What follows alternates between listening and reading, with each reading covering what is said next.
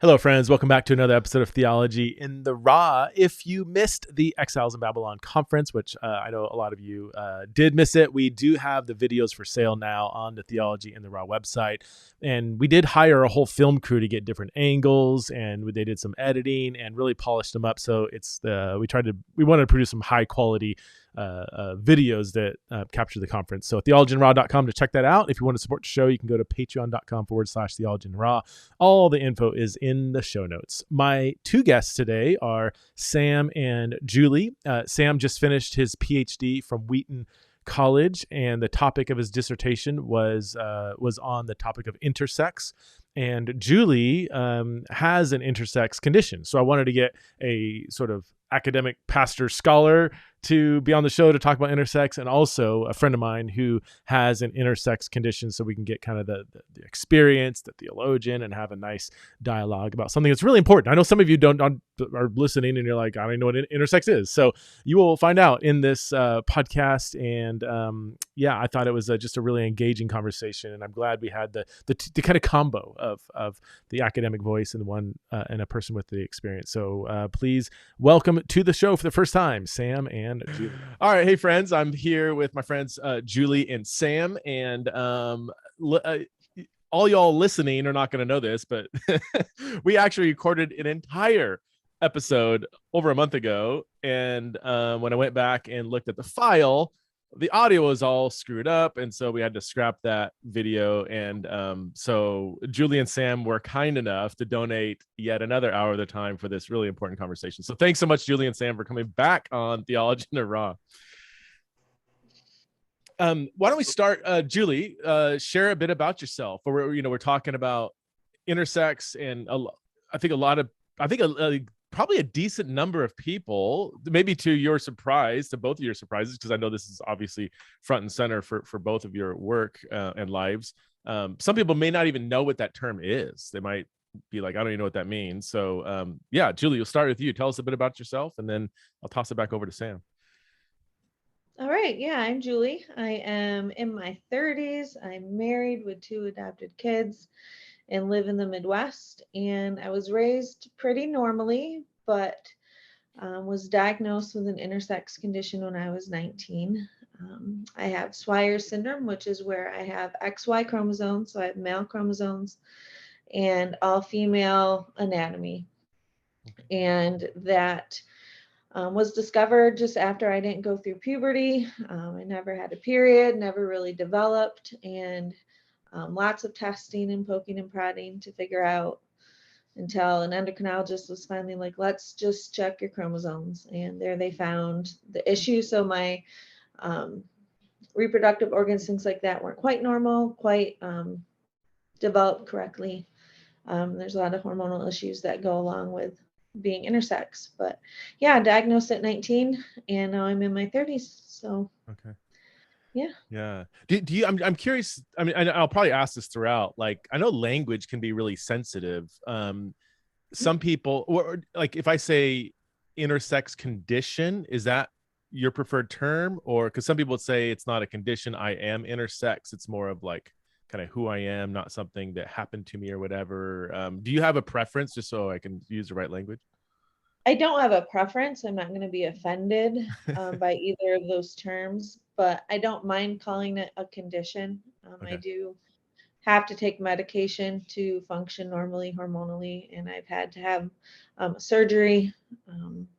Okay. So I feel like it is a condition on my end. I'm not quite fully functioning. Okay. Yeah. I've got a bunch of other questions. That's, I can't imagine what it would be like, going to the doctor and receiving something like that, and just having, I'm sure you have a thousand questions, but I want to come back to that. Sam, tell us a bit about you and your work and how you got interested in this topic. Yeah, thank you. I'm also in the Midwest, in the States, but from England, ordained in the Church of England, doing normal kind of pastoral ministry stuff, and just getting lots of questions, particularly around questions of identity and issues of sexuality, and was encouraged to come and do some further study. So I've just sort of finished up doing some further study here in the States, and really focusing in on this question of trying to develop a theological account of how do we think well biblically and theologically about intersex embodiments, compassionately, and that's been a real privilege to think about that. And so I've been thinking a little bit the last few years, and have found the structure of creation, redemption, creation for redemption, new creation, really helpful. And so I've been here a few years, married, 3 children under 3, about to return to England. Okay, yeah. So can you tell us like precisely what your dissertation topic was? Was it basically a biblical theology of intersex, like that broadly speaking, or did you dive into more of a more narrow question within the intersex conversation? Or yeah, it was actually quite broad. The question I was thinking about was whether intersex embodiment busts the binary. Often there's a sort of male-female binary is set up, and binaries are very unpopular today. And so thinking, does the existence of intersex embodiment, as Julia's shared, genotypically XY, phenotypically female, does that kind of blow open how we think about, or how like traditionally we've thought about male-female, and trying to get back into what the scriptures say about that, what their contribution might be for how we think well about our sexed embodiments, male, female, and intersexed, and found that we can figure out kind of what we are when we learn whose we are and where we fit within God's story, which is why those big kind of waypoints of creation, fall, redemption, consummation, new creation are really important. So it's quite broad and sort of zooms in every now and again to sort of specific debates, some kind of arguments, but really trying to sort of develop how do we love our brothers and sisters well who are intersex? How as a church can we grow and be, and what's the newness that Jesus has brought? I am curious, while we're on this, like if somebody's, and I come across this a lot, I'm sure you do too. It's why you frame the question the way you did. But like when people say, we know that sex is not binary, male and female are not the only options because of intersex people. How do you respond to that? Like, do you find that to be a theologically or even scientifically valid way of framing it? Or how would you respond to that suggestion, argument, perspective? Yeah, I want to acknowledge that. I want to acknowledge some of the motivations behind that question. We want to see what's before us, and look at empirical data in all our created diversity. And yet, just because we are presented with, even our own sort of unambiguous maleness and femaleness, we want to ask the question, to think theologically, is the data in front of us the way that God intended everything to be? And so really the work I've been doing is looking to pause and not just sort of assume, just because something's in front of us, that must be definitely the way God's intended everything, whether male, female, intersex, like whatever. And hence the contribution of asking, where are we? We live in a world that is scarred by sin. Death causes all our bodies to fall apart, and our minds not to read creation rightly. That doesn't mean that all creation is bad. We want to be careful and not sort of completely flip the other way. But nonetheless, ask the question, what do the scriptures say about how to read our sexed bodies well now, in a world that is still good, but a world that is scarred, and a world that is being made right by the coming of Jesus, and will be fully restored and glorified when he returns. So I want to kind of acknowledge, yes, we want to take serious what's in front of us, but read it through theological glasses, biblical theological lens.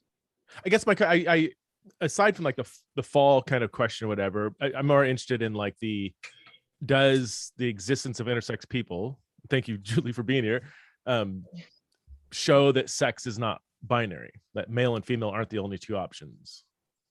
Aside from like how we even think through like the creation fall kind of paradigm. I'm thinking more like on a scientific level, because I'll see that argument made a lot. And it's interesting because a lot of intersex people that I read or talk to sometimes aren't too thrilled about that argument. Like most people that I know, and I would love to hear from Julie, because I know you've obviously interacted with a lot more intersex people than I have. Most would identify as either male or female, not like a third or fourth or other sex in between male and female. But I still, people say that, we know like gender is not binary because there's, gender can mean lots of different things, but even people are saying sex is not binary. But yeah. And I think that some of that kind of definitional distinction can be quite slippery, but is important. The conversation we're having now is about sexed embodiment. It's about, again, this may be a false distinction. We could spend another podcast talking about language, but we're thinking about hardware as opposed to the software of gender and how they latch on is another conversation. But so on the one hand, with the evidence kind of, talk about kind of scientific evidence, but the empirical data in front of us would say, yes, it is not as simple as saying male, female. That life is diverse, and it's like gloriously diverse and confusingly complex and like diverse. So in that sense, at the kind of most empirical level, the observable binary, yes, is disrupted. But the question I was thinking, just because empirical data disrupts a binary, does that necessarily mean that it's theologically disrupted? Is that God's intent for that sex is a spectrum upon which you have 1, 2, 3, many different forms of sex embodiment? So there's an important distinction there between, I want to recognize, empirically, the binary is disrupted. This is why we're having this conversation. But does it mean that that does not necessarily mean that that we need to disregard or discard a traditional understanding of a biblical theological male-female binary? Like I've often said, like there's lots of diversity within male and female sex embodiment, but there's no other sex category in addition to male and female. Most people within the beautiful diversity of male, they're male, and female, and some people live in an overlap where they might have a blend of male and female, but there is no sex category for humanity and in addition to male and female. Like those are the two categories, even if there are some blending of those two categories in some people's existence for whatever reason, leaving aside the kind of theological. Is that a fair way to describe it in your mind? And I'm I mean, it kind of depends how you define the category. What are the necessary and sufficient conditions for male, female? If you include kind of a particular function, and let's call it procreative function, then you want to kind of then things may appear a bit more binary, but then it raises a whole another set of questions about infertility. So I think even I would affirm what you're saying, but a lot of it comes down to how you define the category. Okay. All right, we got to jump back to Julie, because here's two guys talking about Julie. The optics of this could look really poor. Julie, thank you for listening in, and we've had conversations, and I love that you obviously have the experience, but you're also well studied and have been forced to think through this. I'm curious, like when you went to the doctor, and found out that you had a Y chromosome, like what do you remember? I know it was a while ago, but I mean, what was going on through your mind? How did you react to that? Did that raise, like, what kind of questions did that raise? Like, what did that do to you in that moment? I think, isn't the first stage of grief denial one of those? I think I was in denial for a little bit, just kind of shoved it aside, and knew that, I mean, I love the Lord, I'm a Christian, and I think that had to come first, even at 19 years old, that my life can still be good, I can still go into education, which I did. I can still travel. I can still do all the things I wanted to do. Mm-hmm. And I don't really feel like at that point I didn't do a deep dive into intersex issues. Mm-hmm. And that came only in the last few years. I was at an adoptive moms retreat and with a really close friend that didn't know about my condition. And she goes, there's just something different about you. There's something about your story you're not sharing. I don't know what it is. And I said, well, so I told her, and she's like, that's it. That right there is a huge part of your identity. And so then and your faith and your story. And so then I started delving in and found many intersex people online that I've interacted with. And I was also at the age too where my health was becoming an issue, just thinking through the next, 30. And when you turn 35, things change. What does, all those things mean for me physically? I didn't feel like I had a doctor that was really in the know. So that's kind of my story of how I started dealing with intersex issues. And then getting to know many intersex friends, I think we need to realize the diversity of intersex. You could meet 20 intersex people and we all have different physical issues and all have different identity issues.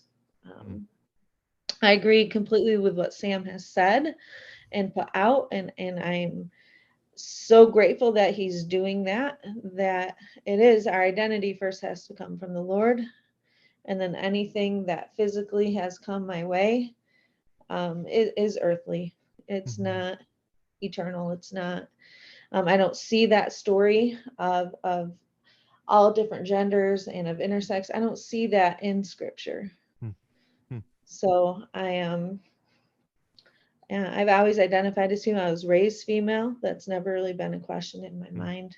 Never had any gender identity issues as a kid or anything? I did not. No, I've always been very girly. I loved all the girly things, not sporty or athletic, or I never grew hair in weird places. I never, my body's very female. Yeah. Like if you didn't go to the doctor, well, except for the delayed puberty thing, right? Other than that, there would be no reason you never would have really known unless you went to the doctor. Oh, nobody ever knew. Right. No, it's a very hidden physical thing. There are intersex friends that you can tell right at birth that something's askew and something's not quite right. So we all have different stories. But whenever I don't talk about it a lot, but when I do talk about intersex in front of people, I do make a passing comment sometimes, like, some of you might have an intersex condition and not even know it, and people kind of like, what, like, what does that mean? But several people I know that they found out later in life, and it was through going and getting tested or something. With some people, if they're born with a anatomical like blend of female male anatomy, then obviously it's clear from the beginning. But for others that it's chromosomal, it's different. I'm curious, so Swyer Syndrome, how common is it? Do you know the stats on that? Or Sam, do you know? I don't know the stats. I have I'm trying to think. I know one person in the States that has Swyer Syndrome very similar to mine. Okay. Yeah. Other than that, all my intersex, we all have different variations in physical. I thought it was 1 in 6,000 for some reason comes to my mind. Is that 80? 1 in 80,000. Oh, 1 in 80,000. Oh, wow. 1 in 80,000. Yeah. Maybe I was thinking of what's the one that's really common? Common complete within androgen sensitivity. No, I'm thinking of the one that affects mainly males. I'm blanking on it. Hyperspadia. No, hyperspadia. I mean, a lot of it, Preston, comes down to how you, again, what counts, what you get you put in. Like as Julie said, there's such a diversity, but if you include things like Turner syndrome that perhaps sort of affect mostly females, or hyperspadia that affect mostly males, then the stats would be something like 1.72% of people, which is the same percentage as certainly in the States of people who have red hair. I mean, that's often the statement put out. It's just as likely to have red hair as to be intersex. It's more common than Down syndrome in the US, which I think is like 1.4%. And yet the vast majority of those conditions, like Turner syndrome and hypersphagia, are disorders of sex development, but they don't disrupt the individual. Let's say Turner syndrome is XX, like both genotypically and phenotypically female, but there's some disorder of development. Whereas somebody, if you then if you say, okay, well, how do you define stuff? How do you define the category? If, as Julie said, that there's a kind of some ambiguity between actual sex embodiment as the baby comes out, and you're like, just no idea, right. But also where there's a disconnect, a mismatch between one's genotypical kind of chromosomal and then kind of on the outside phenotypical, and that statistic would then be far smaller. You're talking like right. 0.00125 or something. Yeah, I'm trying to think of. I have to. There's one that's I always mention it off the top of my head, and for some reason I can't think of the name of it. It's driving me crazy. It's not Turner syndrome, but it's similar to that. Only it affects mainly biological males, and it's really typically can be the symptoms can be, moderate to mild. Sometimes so mild it's like you bald a little bit more. So it's like it's not like there's like zero confusion of whether this person is actually male, whereas some others, there's a significant blend of the two. There was you mentioned the 1.7%, and correct, I would love to here's because you've done so much more research on this, Sam, so I want to just make sure I'm getting this right. Like it was who was a scholar who came up with the 1.7%? It was that evolutionary biologist, feminist biologist, Anne Foster Sterling. Yes, Anne Foster Sterling came up with 1.7%. And I believe she cast that net, really anything that could possibly be under the DSD, disorder of sex development, was in there. And that 1.7% gave the impression that 1.7% of humans have a complete blend of male and female chromosomes, anatomy. But then Leonard Sachs wrote kind of a critique of that, saying most of the conditions that make up that percentage are very mild to unnoticeable, to where I think he said 99% of the 1% would be clearly identified and identify as male or female. It really is like 1% within the 1.7% that would have a pretty significant blend of male and female. Is that, I'm sure you're familiar with all that literature. Am I representing that right? And do you agree with Leonard Sachs on that based on your research? And I don't want to get too hung up on the percentages. I think some people just focus on the percentages for some argument. I don't like that. But just to give people Leonard Sachs comes up with was it 0.018%? But I mean, you're totally right. Like, from my perspective, the work I've been doing, even if there was one person ever, theologically the question would still be worth asking, because that person is made in the image of God, and that person and so as a theological question, it's important to think about for the sake of that person and the goodness of what it means to be human. So I am not an expert at all when it comes to statistics, because that hasn't really driven my my question. Okay. Klinefelter's is the one I was trying to think of, which it makes up, I think, don't quote me on, it's something like 80+% of intersex conditions would be, I think, under the Klinefelter's kind of, which can be, sometimes it can be a little more severe, but in terms of I understand, it's can be unnoticeable almost in some people. But the percentages become part of I don't know, like fodder for an argument for on either side. Like, some people say, oh, it's so rare, like who cares? And then other people are like, no, it's actually more common. And it just becomes this, like, almost like a child caught in a divorce. Like, how high are the percentages? Like, what are we doing here? Like you said, one person had an intersex condition, that would be enough to care about it. Julie, you said you've gotten to know quite a few intersex people and have been part of what, like are there online communities where people kind of talk? And what can you give us a little insight on what are the questions people are asking? What are those conversations like? And I'm not asking you to speak on behalf of the intersex community, but is that even like a helpful phrase, like the intersex community? Is there such thing as the intersex community? So I sometimes. think social media has really helped the intersex community connect. I think a lot of the questions that I see come up are medical questions. Okay. Does anybody know a good doctor in the Northwest or something like that? Or I feel like doctors don't really quite know what to do with us sometimes, since things are very complicated and each intersex person presents very differently, that I think they want advocacy in the medical community, somebody to be educated. And they also wonder too about the surgeries that many of us have been through. Some of them have been through surgeries at a very young age, and maybe before the age of consent. And there's a lot of debate on whether that should happen or not happen. Right. From a medical standpoint, which are all valid questions, very good things. My story, I didn't have to go through that because I was diagnosed as an adult. But there are questions on what surgeries are needed. A lot of the medical data points towards cancer forming, and a lot of they said I had some streak-like tubes and streak-like gonads.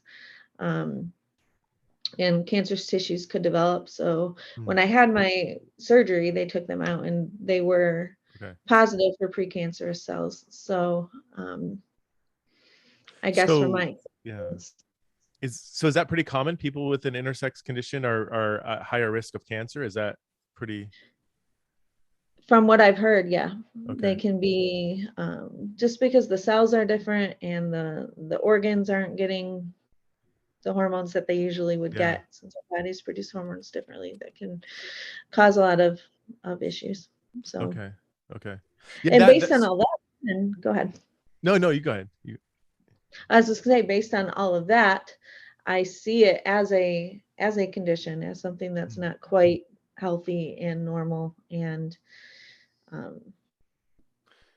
because just to frame the question, I guess this is more of a theological question. Like, are people, I'll just say, because you've been saying condition, so I'll say condition.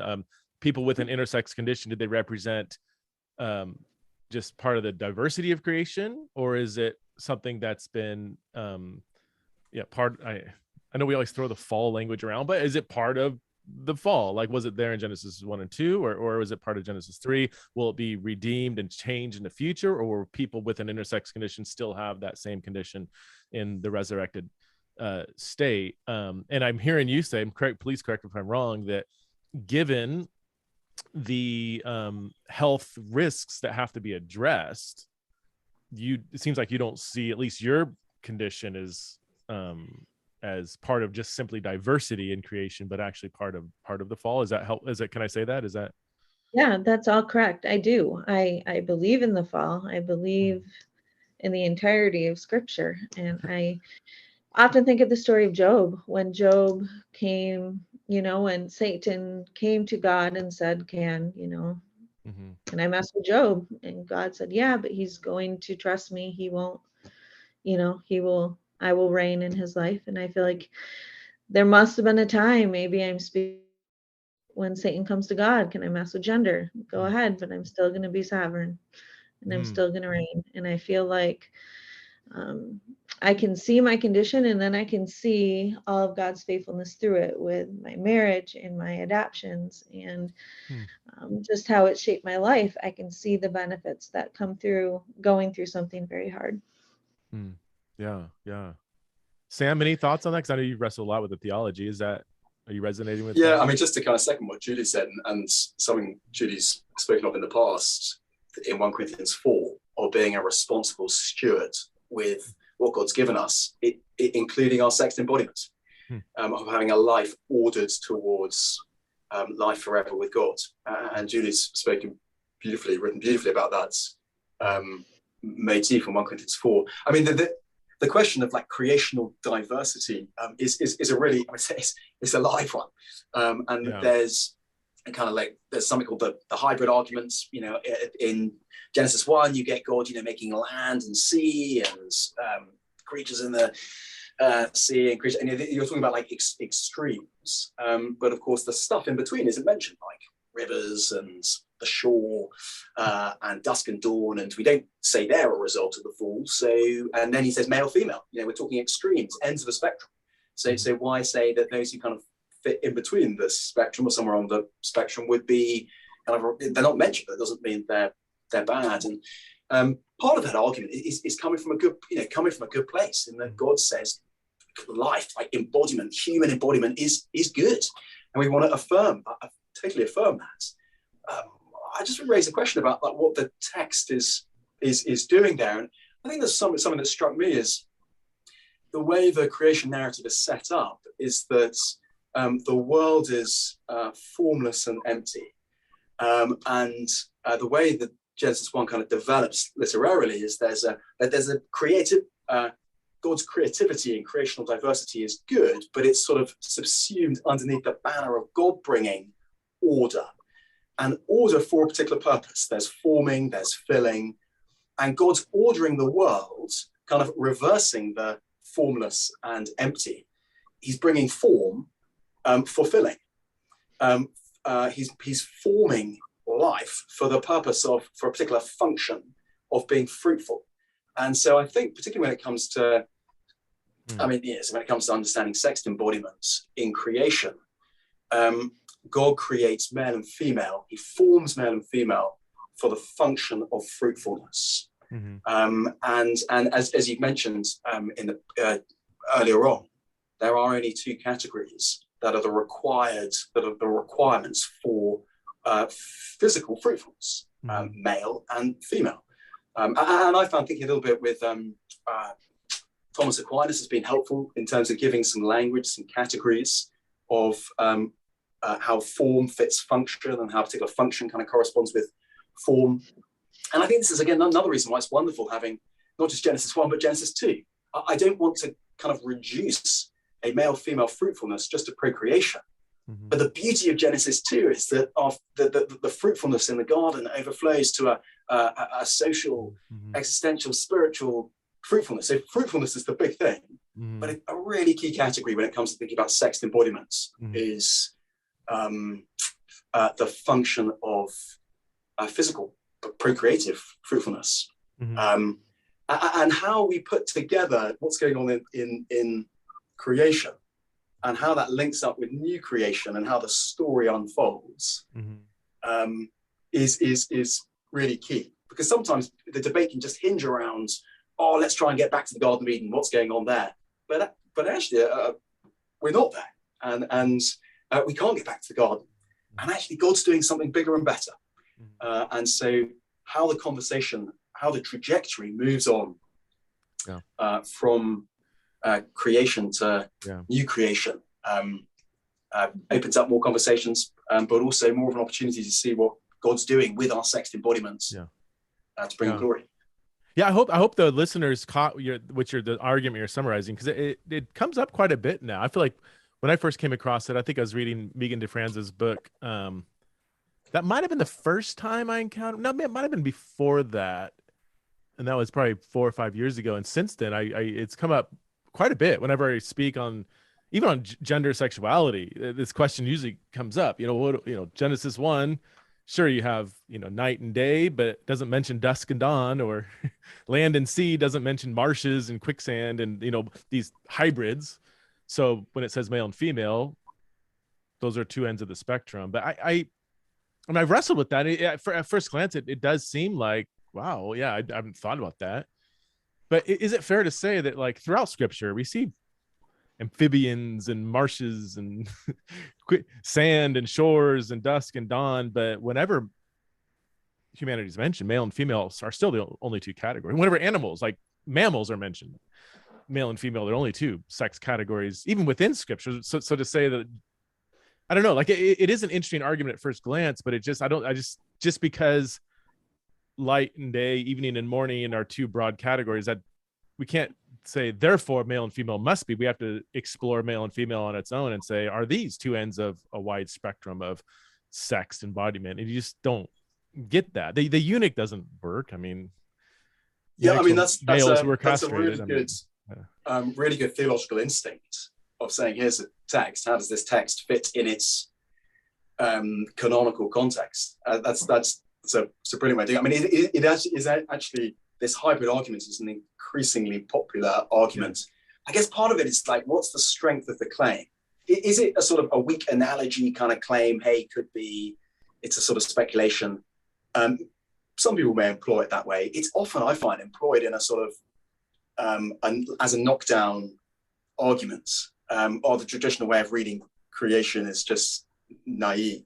But as you say, the way sort of male and female, that little phrase is used, not only is it kind of, it's actually, particularly in Genesis, throughout the Genesis, it's always coupled with the kind of a function of procreation, whether human or animal. I mean, there are philosophical problems that raise all sorts of further problems down the line when it comes to thinking about like soteriology and who Jesus comes to save. I mean, the short arguments for the argument to work, male, female, it requires like a spectrum where there's continuity of metaphysical continuity, like what the thing is, as in this case, like human.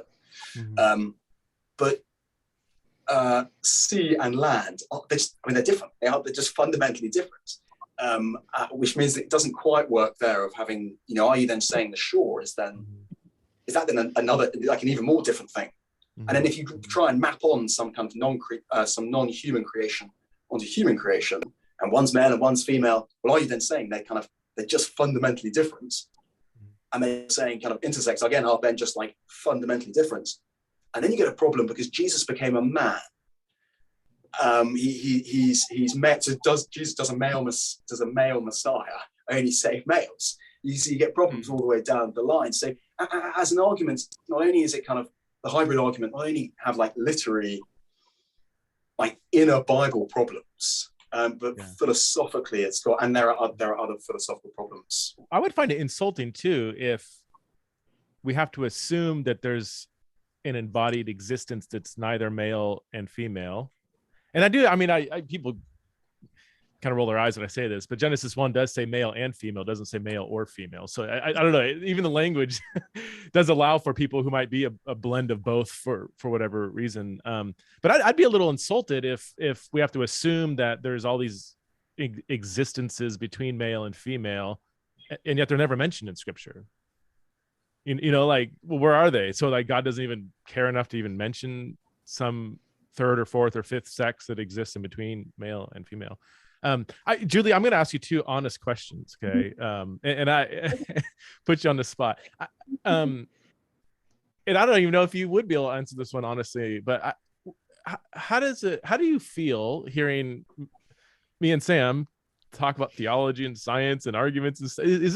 Does it feel dehumanizing? That's my first question. I guess there's three questions. One, is this a problem for you? Number two, is there a better way we can go about it? Number three, if it's not us two, have you heard other people talk about this as some abstract thing in a way that just feels like, can you not do that? Does that make sense?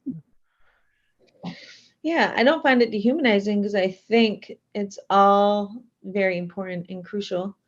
I think hearing intersex stories and thinking about it deeply can really point people to Christ and to the attributes of God. He said in Genesis, it is good. His creation is good. And he gave us authority over the animals and his creation. And I feel like we are different. So to compare myself to a marsh versus swamp or something, no, I'm different. I have a soul. My purpose is different.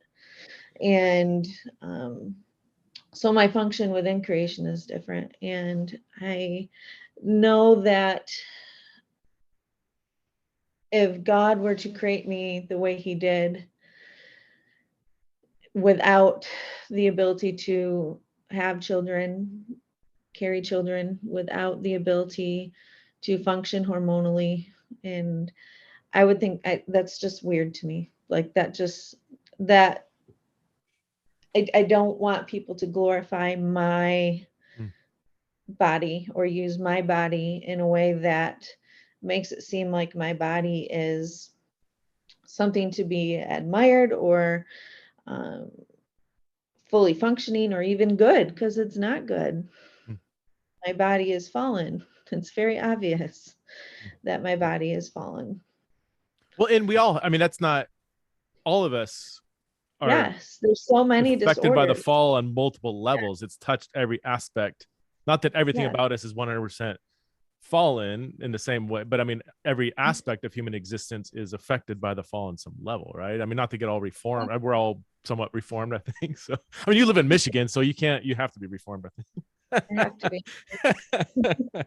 But I mean, even a Wesleyan has a view of the fall, right? I mean, nothing I'm saying is like really unique to the Reformed tradition. We just tend to emphasize it maybe a little more, probably to a fault. I'm curious, Julie. So when you see the acronym LGBTQIA, the I standing for intersex, does that resonate with you? Do you feel like that that series of identities, like that you fit within that, or not really? Personally, just speaking for myself, not the community as a whole, I do not identify with any of those Okay. Identities. I'm married to a man and I present as female.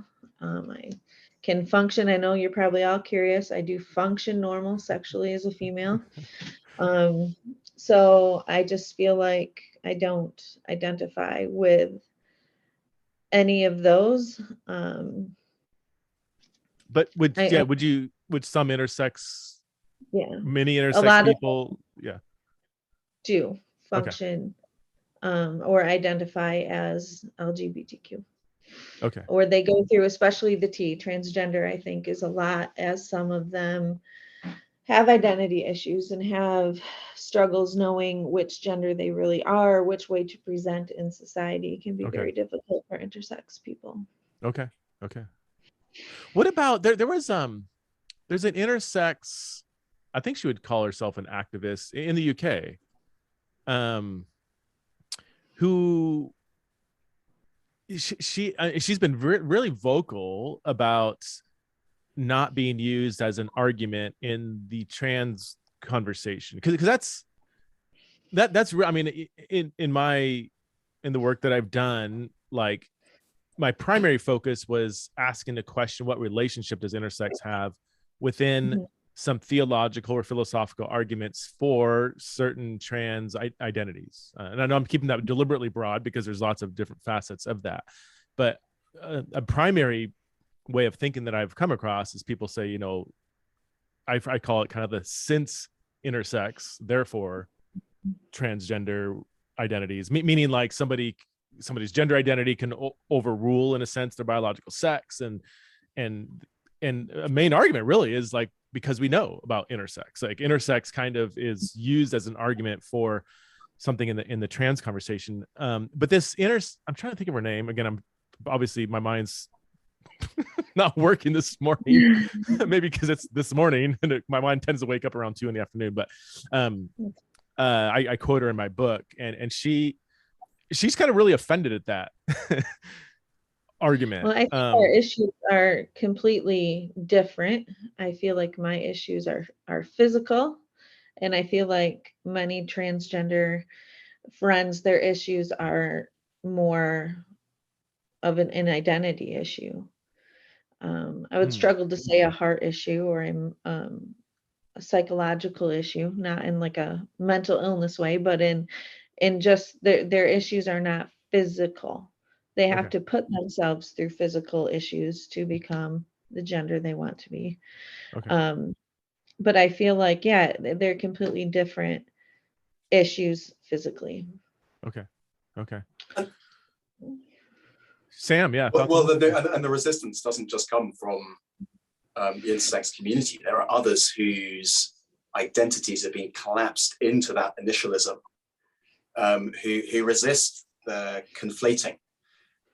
You've got sexual orientations within there, you've got gender incongruence in there, you've got identity questioning. It's certainly an easy move from the perspective of like rights advocacy. And again, it just sort of comes back to something Julie said and written of. I think that the people with intersex embodiment present the church with a wonderful opportunity to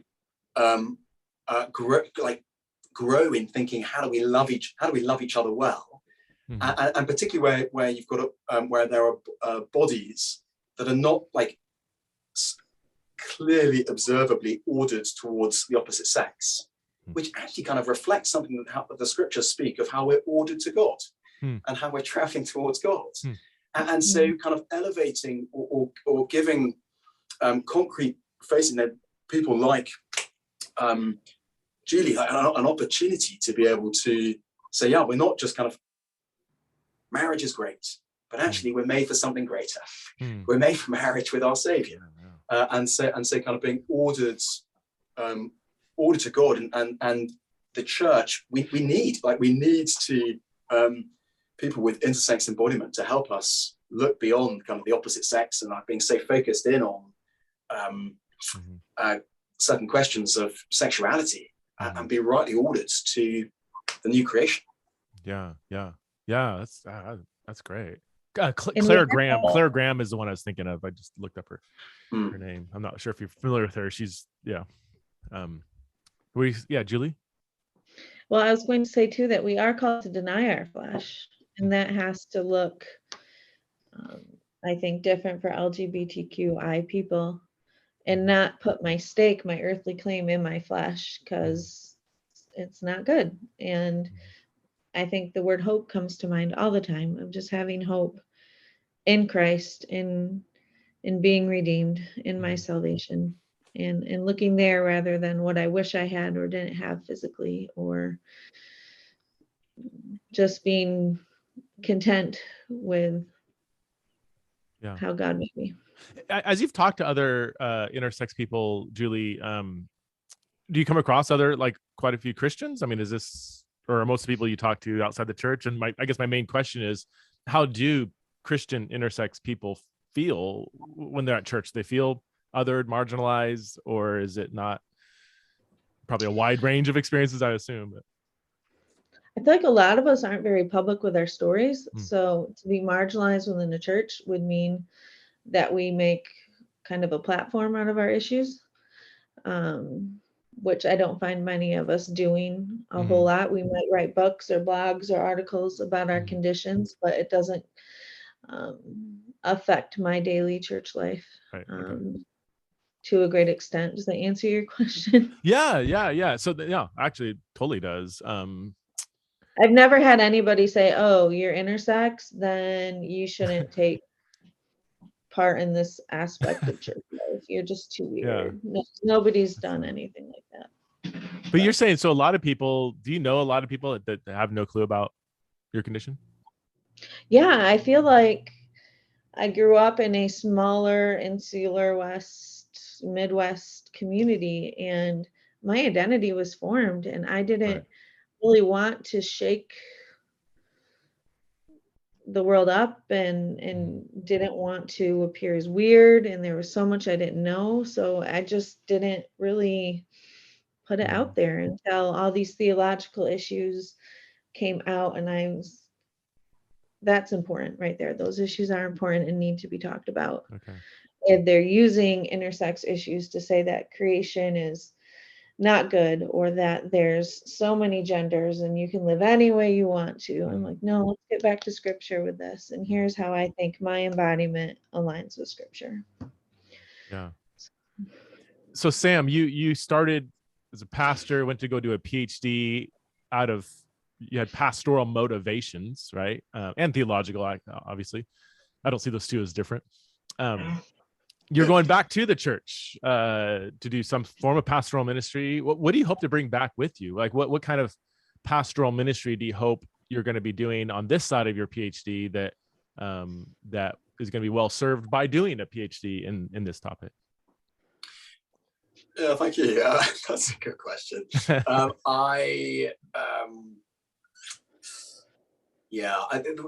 Thinking about what it means to be human. I mean, it's endlessly mind-boggling. David does it, doesn't he, in Psalm 8? What is man? And that you're mindful of it. And thinking about sex embodiment in particular is not only kind of particularly pastorally relevant at the moment, but theologically has given opportunities to think about the doctrine of creation, the doctrine of God, the doctrine of the fall, the doctrine of redemption, new creation. It's given an opportunity to dip a toe right across in lots of different to think about lots of different things. What I'd love to do, go back, is to help all of us, male, female, intersex, however sexed, to find our identity and understand our embodiment within the grand story of what God has done, is doing, and will do in His Son. And I find that really, really exciting. The scriptures are and how the church has historically thought about them, wonderfully rich. And I think that will enable the church, and there's so much, it's something touched on, rights activism and questions of justice, all important questions. But I do think that the church has an opportunity to provide, and this phrase like safe space is used, is a very plastic term, but a genuine community that understands the goodness of given embodiments, but also kind of ordered to the one who has made us. Again, sort of come back to, we know what we are when we know whose we are and who's made us and gives us our identity and where we fit within His story. And so I'd love to go back and be part of cultivating a church culture that tells the better story that is already there in Scripture, and to do that within the little church that's I'm called to serve, and hopefully that'll be able to resource and give others, other Christians, confidence to be able to talk winsomely and boldly and attractively about all that God is doing in Jesus and where we fit. Yeah. So I would imagine, I mean, like with any topic, usually you can focus on something that is kind of, this one specific thing, but that creates a lot of interesting, unforeseen implications for other aspects of life. I mean, in the work that I've done with LGBTQ Christians, like just sexual and gender minorities, it's helped me open up my eyes to just lots of different people that have some kind of minority experience. And that's a lot of people, even like right now, I've got this interest in just understanding disability. And my friend Lamar Hardwick said, that's the largest minority population in the world. 20% of people have some kind of disability on some level. Like that's, I mean, what, over 1 billion people, it's the largest minority population. And like, wow, yeah, like that. But like thinking through this kind of minority population and how the church can include and empower and be empowered by this population has helped me to understand other aspects. And I would imagine thinking through Intersex has probably created those categories. But even going back to the percentages, 1.7, let's round up to 2, or we can round down to 1.5. That's not an insignificant number. I mean, a church of 1,000 people, which is, fairly small in America, I guess. A house church in Texas, that's 15 people. 2,000 is 30 people. And just people listening to this podcast, that churches are that size or bigger, and that's not there's several people in the congregation that might have some like questions that they feel like nobody can answer, that they're wrestling with some fundamental aspects of what does this mean for my life? Who am I? How did God create me? I think pastors should at least, be equipped on some level, which is why I think your work is important just for pastoring people with an intersex condition.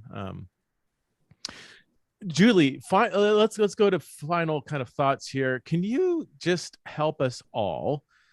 How can we go about this conversation well? I know that's super broad, but what would you have a free reign to talk to thousands of people. Like, what do you want people to leave this episode with? Should they, read more books, think through this more? Or how should they leave this podcast, and what should they take away from this?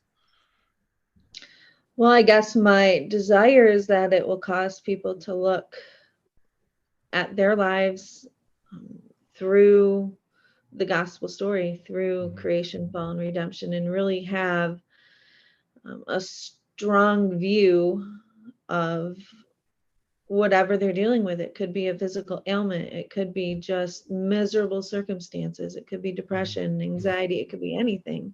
And seeing anything they're dealing with that doesn't seem natural or right, and knowing that God will fulfill his promises, and God will is working towards for our good, and that it's not here. We can't find that here on earth. Yeah, the answers aren't here on earth. My physical cure is not here on earth. It's something to look forward to. So you live in hope, and you live in praise to God for all that he can do here on earth through the unnatural things we go through. Good. Sam, closing thoughts? Camping out in 1 Corinthians 15 is wonderfully rich of what it thinks, how to think well about our bodies and our new creation bodies, of how God is will both restore and transform our bodies. Death affects all of us. Our bodies are falling apart in all sorts of ways, not just our bodies, but our minds. We can't read ourselves rightly. But there's one who's made us and knows us and loves us, and is both, we're one day closer to being restored to who we truly are and transformed into the image of the heavenly man. And so the way Paul finishes in 1 Corinthians 15 of death being swallowed up, of having victory through our Lord Jesus Christ, and therefore calling us to dear brothers and sisters, to stand firm and let nothing move us, and giving ourselves to the work of the Lord, giving ourselves to each other in love, to create that church community, that space for the other and the marginalized, of how we kind of see what God is doing. So spending time in 1 Corinthians 15 and finding where we fit within that story, I found very rich, and I would hope others do too. Yeah, great. Yeah, that the hope of resurrection just seems to be such an all-consuming theme in the New Testament, and yet it's something that, at least for those of us in the West, the more comfort we have in our lives, the less we cling to that hope. I find myself all the time, just forgetting that, really. Like I mentally know it, but I don't orient my life around this, like, just passionate, eager anticipation of the life to come. But that undergirds so much in the New Testament, especially New Testament ethics and suffering and everything. So thanks for that reminder, and thanks to both of you, seriously, for coming back on the show, giving us another hour of your time. The other hour is lost in the sands of my computer somewhere. But thanks Julie, thanks Sam for being on Theology in the Raw.